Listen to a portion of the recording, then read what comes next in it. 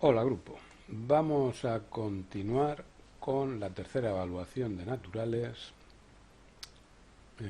El tema era el de la función de relación. Habíamos visto ya el sistema nervioso, ahora vamos a ver el aparato locomotor.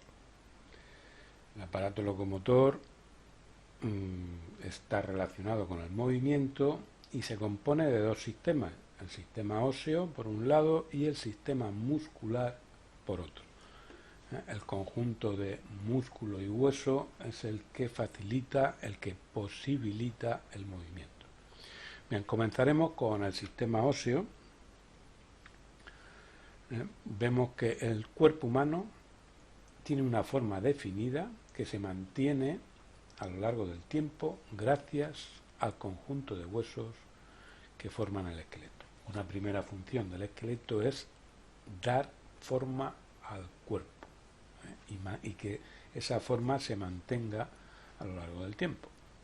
Los animales que carecen de esqueleto deben utilizar otros mecanismos para mantener su forma o su postura.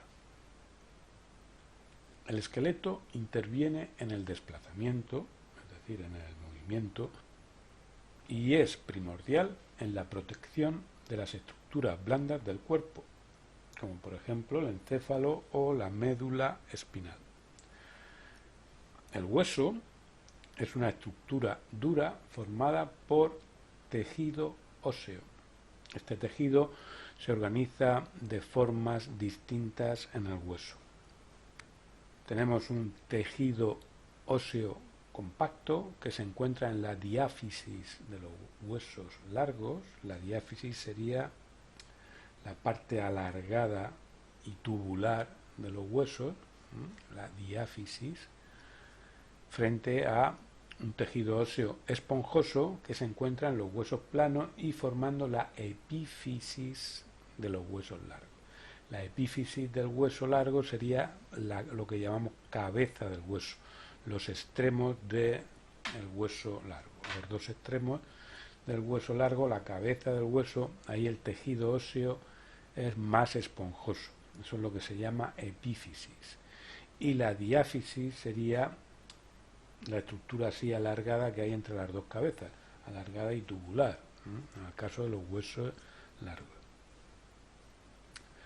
Dentro de nuestro cuerpo podemos encontrar 4 tipos distintos de huesos atendiendo a su forma. Tenemos huesos largos, son de forma alargada, cilíndricos, y están relacionados con el movimiento. Un ejemplo podría ser el fémur. Luego tenemos huesos planos, son huesos grandes, con función normalmente protectora, como los huesos del cráneo o el omóplato. Por otro lado tendríamos huesos cortos, cúbicos y pequeños, forman parte de estructuras con movimientos muy complejos, como las muñecas. Y por último, huesos irregulares, sin una forma concreta, regular, como las vértebras, por ejemplo. Bien. El esqueleto. Los huesos se asocian para formar el esqueleto. El esqueleto lo podemos dividir en dos partes. Una primera parte sería el esqueleto central o axial, cuya función es proteger las partes blandas del organismo y que está constituido a su vez por 3 partes. El cráneo, que protege el encéfalo y los órganos de los sentidos, la columna vertebral, que protege la médula espinal, y el tórax, que protege el corazón y los pulmones. Por otro lado, tendríamos el esqueleto apendicular. Es el encargado de realizar los movimientos y lo podemos dividir en 2 partes. Unas extremidades superiores que realizan movimientos de prensión y equilibrio en el desplazamiento y unas extremidades inferiores que realizan movimientos de bipedestación y desplazamiento. Articulaciones. Bueno, la zona donde se unen dos o más huesos se denomina articulación. En una articulación podemos distinguir los siguientes elementos. Por un lado tenemos el cartílago. El cartílago recubre la superficie articular e impide el rozamiento y desgaste de los huesos. Y por otro lado tendríamos los ligamentos articulares que unen los distintos huesos de la articulación. Bien. Existen tres tipos de articulaciones atendiendo a su capacidad de movimiento.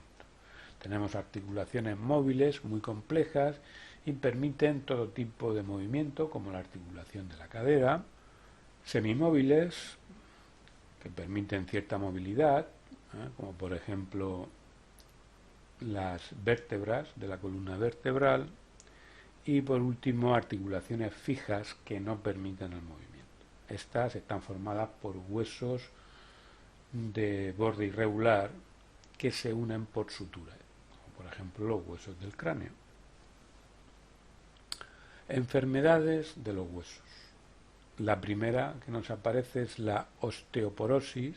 Es una enfermedad sistémica del esqueleto que se caracteriza por una baja masa ósea y un deterioro de la microarquitectura del tejido óseo, con lo que aumenta la fragilidad del hueso y su posible rotura, fractura.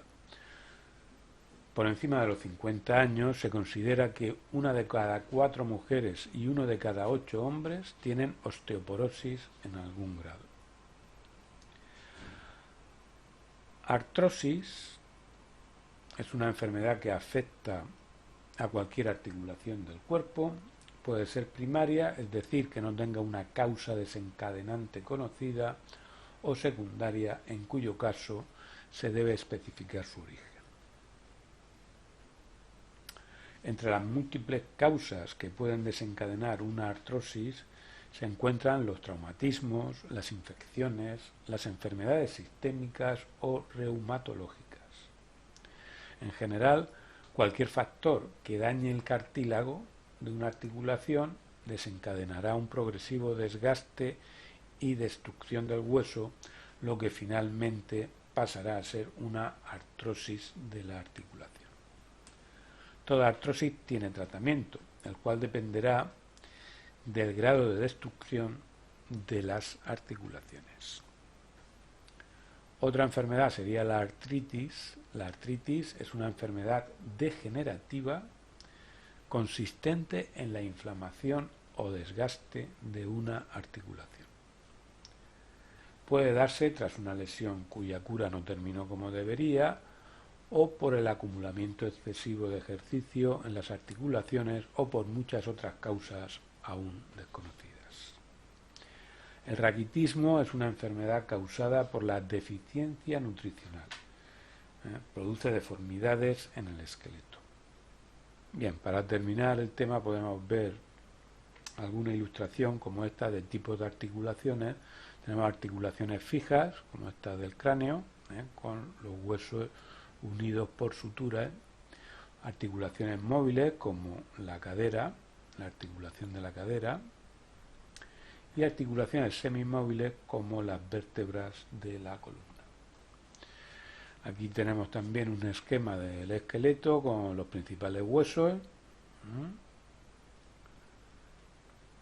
Y bien, por último, los tipos de huesos según su forma. Tendríamos hueso corto y también irregular, hueso plano, una parte del cráneo, ¿verdad? Y un hueso largo, en este caso un fémur. Bien, pues esto es todo en cuanto a los huesos. Bien, continuamos con el sistema muscular. Bien, el sistema muscular es otro de los componentes del aparato locomotor junto con el sistema óseo. El aparato locomotor es el responsable del movimiento y del mantenimiento de la postura del cuerpo. Este sistema está formado por unos órganos llamados músculos, que son capaces de contraerse y relajarse. Para dar lugar al movimiento, los músculos se unen al sistema esquelético mediante fibras llamadas tendones. La contracción o relajación de un músculo arrastrará a la estructura dura a la que está unido, es decir, al hueso, con lo que provoca el movimiento de una parte del cuerpo. Así tenemos que el músculo está unido a los huesos a través de tendones. Entonces, al contraerse un músculo, arrastra al hueso al que está unido, provocando el movimiento correspondiente. Los músculos poseen vasos sanguíneos que les aportan nutrientes y oxígeno para su funcionamiento. El músculo está formado por tejido muscular esquelético. Este tejido está compuesto por conjuntos de células que se asocian para formar la fibra muscular. Por eso son plurinucleadas. Los músculos del cuerpo se clasifican atendiendo a su forma en fusiformes o alargados, tienen forma de huso, es decir, engrosados en su zona central y finos en los extremos, como por ejemplo los bíceps. Orbiculares o con forma de anillo, se sitúan en las zonas de apertura y cierre, como el orbicular del ojo o los esfínteres. Y por último, músculos planos, con forma cuadrada o en abanico, como el recto del abdomen o el pectoral mayor. Aquí tenemos un esquema de la musculatura del cuerpo, echarle un vistazo. Y con esto hemos terminado el tema correspondiente al aparato locomotor. Continuaremos próximamente. Hasta pronto.